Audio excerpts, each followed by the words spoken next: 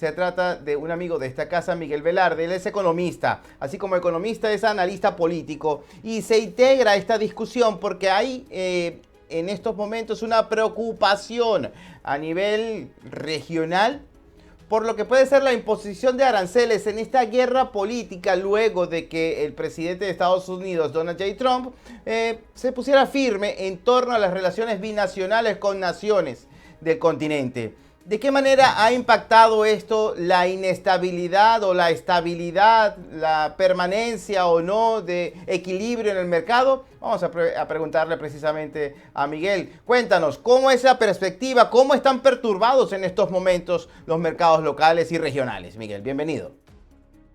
¿Cómo estás, José? Un gran gusto estar con ustedes siempre.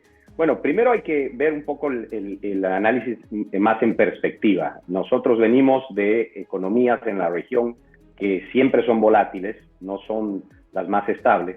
Venimos de una etapa pandemia, post-pandemia, que causó mucha inestabilidad y de crisis económicas locales en varios países que tienen un peso muy importante en la región, entre ellos, por ejemplo, Brasil, el propio México, Argentina, que está saliendo de esa crisis en los últimos meses, pero que viene de años muy difíciles, etcétera.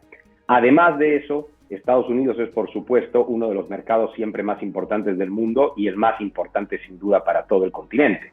Y habiendo hecho este análisis, por supuesto que este anuncio, que además más que anuncio es una decisión, porque en gran parte en algunos sectores específicos el presidente Trump ya ha firmado la imposición o la suba de aranceles, y en algunos casos, como por ejemplo con Canadá y México, simplemente los ha pospuesto, les ha dado unas semanas más, creo que hasta el 4 de marzo, si no me equivoco. Es una realidad que está generando gran estrés en los mercados. Hacerse efectivos finalmente, que es muy probable que eso ocurra, por supuesto va a tener un impacto grandísimo en diferentes sectores en algunos mercados específicos de la región. ¿Peligra algún tipo de acuerdo comercial?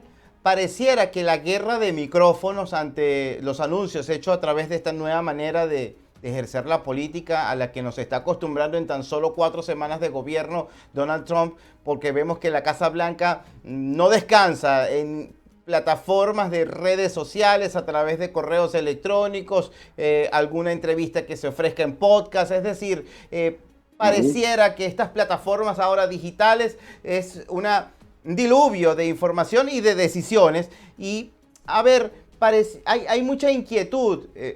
Los comerciantes en estos momentos están viendo cómo quizás la permanencia o no de inmigrantes irregulares, de personas que no cuentan con los documentos en Estados Unidos, tengan que huir debido a las restricciones de migración. Hay muchas vertientes que en estos momentos, pero además de eso, la fragilidad de estas relaciones comerciales. Miguel, Colombia por un lado, posteriormente vino México, han tenido que recapitular nuevamente estas discusiones. ¿Pareciera que se impone el modelo Trump? Sin ninguna duda, y el modelo Trump se impuso incluso antes del 20 de enero que él tomó posesión formalmente como presidente. No nos olvidemos que todas las cosas que él decía, las reuniones que tenía, los anuncios que hacía, incluso todavía como presidente electo, ya tenían impacto en el mundo y, por supuesto, específicamente hablando, en el tema comercial. Además de eso, estamos comprobando que Donald Trump, antes que político, es un empresario, es un negociador. Y se hace evidente en el ejemplo, por ejemplo, de las tarifas. Él toma una decisión, la pone sobre la mesa y sobre esa realidad empieza a negociar, a ver cuánto retrocede, cuánto baja, a qué punto medio puede llegar. No es que dice que va a hacer algo, y esto se llama, en términos de negociación, por supuesto, la amenaza creíble. O sea, el mundo ahora entiende, muy diferente y muy en contraste de lo que pasaba con la administración Biden, que no le creían la amenaza y simplemente no le hacían caso y muchas veces no pasaba nada. En este caso, Trump ha querido cortar con eso, imponer su estilo y decir, yo tomo esta decisión, como por ejemplo la imposición del 25% de aranceles recíproco para Canadá y México.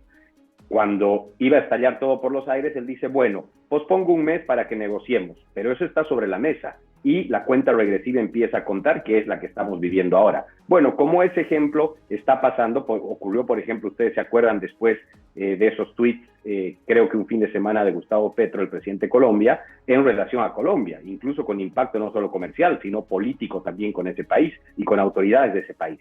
Esa va a ser sin duda la forma en la que Trump va a imponer su estilo y sus formas estos próximos 4 años. El mundo y sobre todo los países del continente tienen que estar alertas y acostumbrarse a este tema. Y hay otra realidad también que va más allá de las formas y es el fondo del asunto. Yo creo que Donald Trump ha tomado la decisión porque él está convencido de que, como lo ha dicho hoy mismo, que muchos países han tomado ventaja, se han aprovechado de los Estados Unidos y que eso no puede seguir siendo así, y en términos comerciales eso significa que en muchos casos van a tratar de imponer tarifas recíprocas, lo cual para los otros países va a ser muy difícil de manejar porque los costos se les hacen inmanejables para los productos que ellos pretenden exportar. Cuando el Departamento de Estado, Miguel, tiene algún tipo de mención en relación a naciones de la región, amigas de la democracia. No estoy hablando de gobiernos que han sido secuestrados, en este caso por la izquierda. Y la izquierda está sanguinaria, mencionando a Nicaragua, Cuba y Venezuela. Se refiere siempre el personal diplomático, el personal militar, incluso del Comando Sur, a naciones como Colombia, como Brasil, como México, aliados muy importantes de Estados Unidos en la región. Incluso, no solamente aliados estratégicos en materia de seguridad regional, sino aliados en materia de producción y de comercio binacional.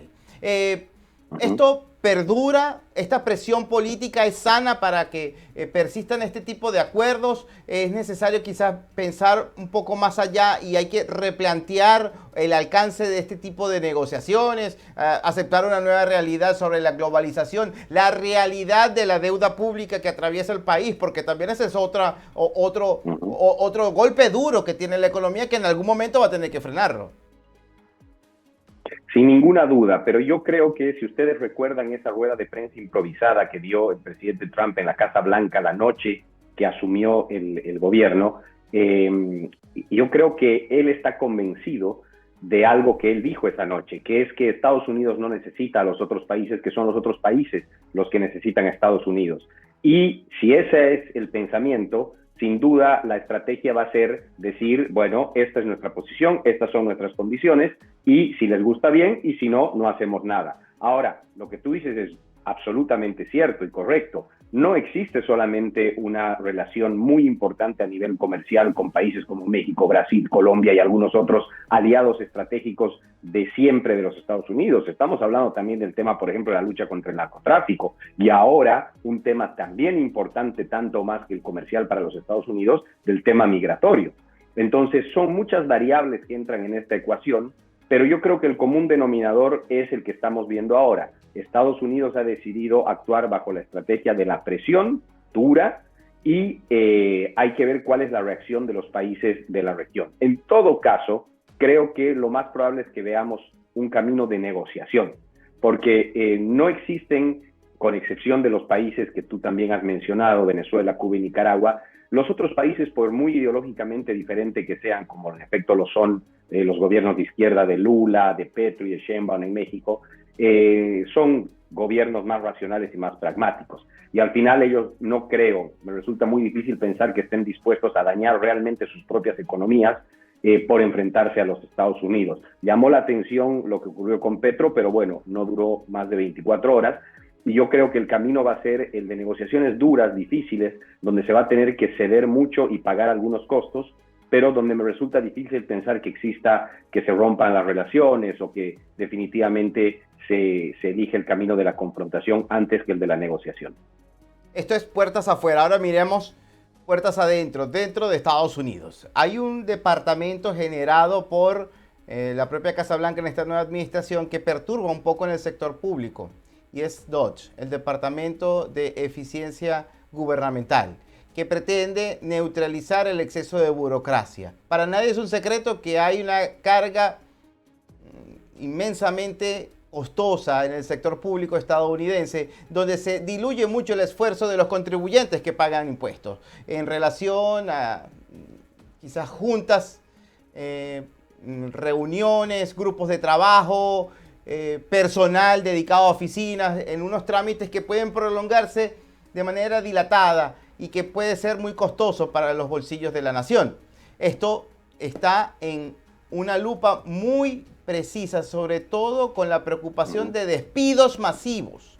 ¿Qué tan sano desde el punto de vista económico para dos lados de la moneda?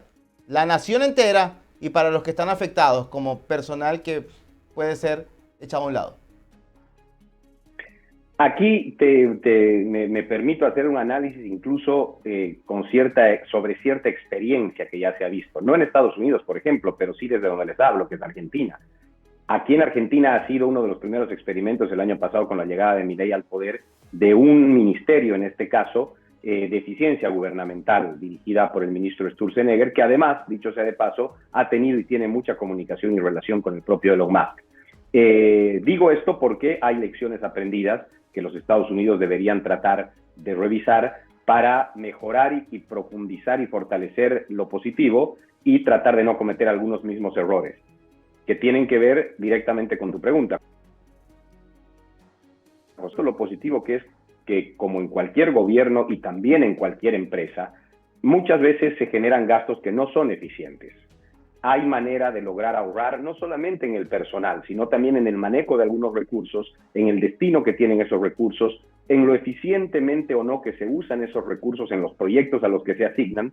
Y si se hace una revisión a profundidad, sin duda se puede mejorar el rendimiento de los fondos que se destinan a algún proyecto o algún destino y, por supuesto, reducir algunos gastos que se pueden reducir.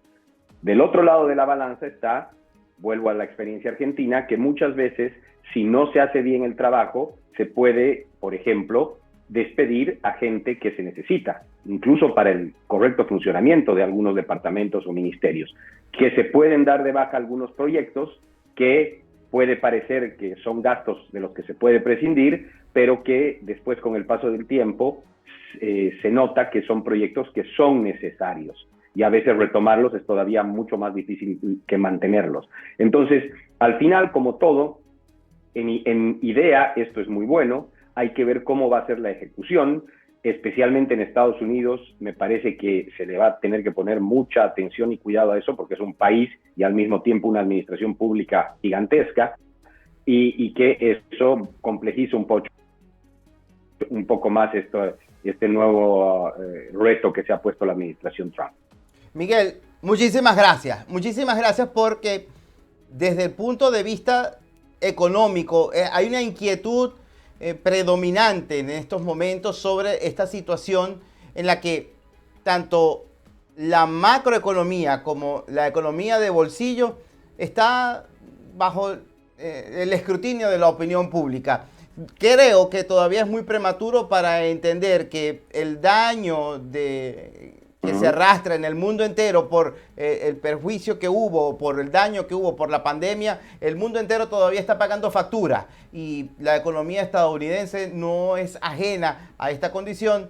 Esperemos que esta administración o el gobierno o las decisiones que se tomen sean favorables para que el bolsillo de los estadounidenses siga siendo rendidor como en el pasado. Miguel, gracias. Espero que nos aclares nuevas dudas en una próxima oportunidad. Esperemos que sea así, José, por el bien de Estados Unidos y de toda la región. Gracias a ustedes por la invitación siempre. Seguro que sí. Hasta la próxima. Conversábamos con Miguel Velarde. Miguel Velarde es economista, es analista político y con precisión quirúrgica nos explica el impacto de estas medidas arancelarias en la guerra, en la batalla de micrófonos económico-política entre naciones de la región ante la imposición por parte del gobierno de Estados Unidos para seguir, digamos, manteniéndose por encima de los estándares en lo que es este enfrentamiento que hay en los mercados globales y también lo que es esta decisión de mejorar la eficiencia, dejar la deficiencia a un lado en el sector privado y en el sector público, quiero decir, y también depurar lo que es el personal que trabaja para el gobierno.